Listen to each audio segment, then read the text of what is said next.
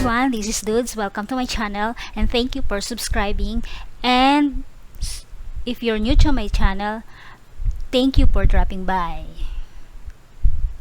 So this is Dudz again na nagsasabing walang forever, lilipas din yan. So kung ano man po ang pinagdadaanan natin ngayon ay matatapos din po yan. Hindi po yan magtatagal, wag po natin tambayan. So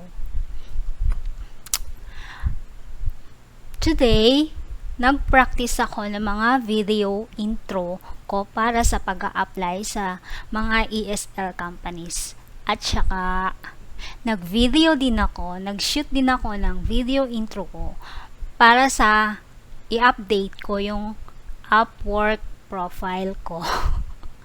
Kasi, kung hindi man ako maging successful sa ESL, itutuloy ko ulit yung Upwork ko. So, or I could do both. Pwede naman, right? So, pero bago yon, gusto ko munang mag-share ng konting kaalaman para sa mga bagong YouTubers or vlogger na katulad ko. So, pero bago ko i-share yon, mag-subscribe muna kayo. Click subscribe button and bell all para sure na yung mga susunod kong videos ay makita nyo ulit, mapanood nyo. Malay nyo, may tutorial na naman ako, di ba? First time kung mag-post ng may konting kaalaman. So, let's do it. So, ito na. Kanina kasi, I posted a screenshot of my subscribers. Kasi yung mga pinakita ko lang kung sino talaga yung mga nag-stay. Tapos I posted it dun sa Facebook page na where I joined a few days back. So somebody asked paano daw niya makikita kung sino yung mga subscribers niya sa YouTube.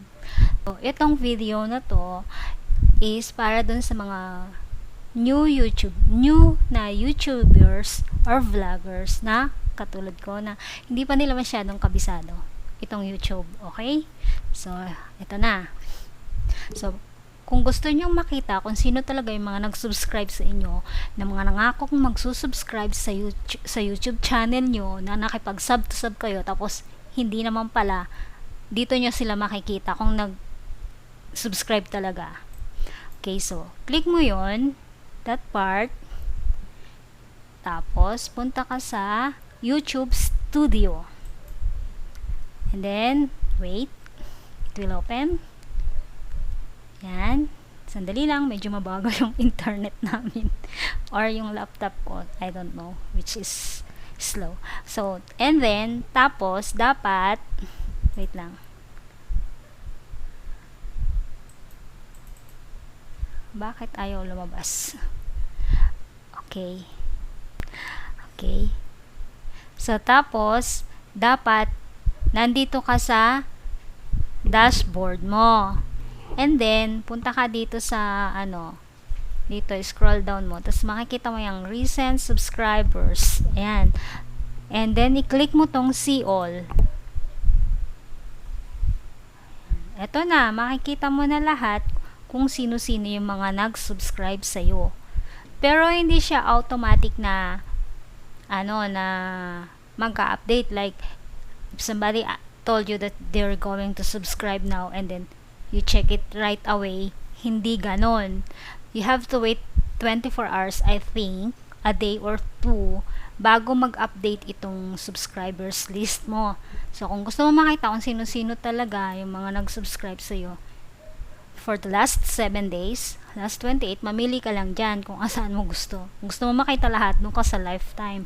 Tapos, i-click mo tong date subscribe para ang lalabas yung mga newest subscriber. So, ayan. Makikita nyo kung sino-sino sa mga nangako sa inyo yung mga hindi tumupad sa pangako.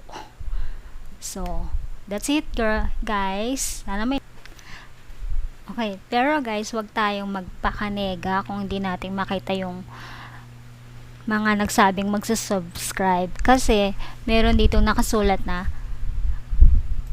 only includes user who have made their subscription public. So which subscribers are not shown? Subscribers may not show on your recent subscribers list if they choose their subscription private or their account is suspended or identified as spam. So, baka naman kasi they chose to be private or na-spam or na-identified sila as spam. Okay? Pero kung YouTuber ka and you really want to gain subscribers or watch hours, bakit ka magpa-private, diba? Question mark. So, yun lang. Oo nga po pala guys, hindi nyo ma-open yung YouTube subscribers nyo kung sa mobile nyo siya bubuksan. Kailangan nasa laptop kayo or nasa desktop. Yun lang. So, sabi ko kanina, isi-share ko yung video intro ko for ESL at saka yung video intro ko for Upwork. Kaya lang medyo lalampas na naman ako sa 10 minutes. So, sa next video ko na lang i-share yung video intro ko for ESL. So, itong video intro ko na to for Upwork, pwede nyong kopyahin, pwede nyong gayahin, pwede nyong i-tweak kung gusto nyo. Kung may wrong grammar, pwede bang paki-correct sa comment section. So, yun lang. And, okay, watch my video intro for as a VA for Upwork. So, eto na. Panoorin nyo. Last na. Take 10.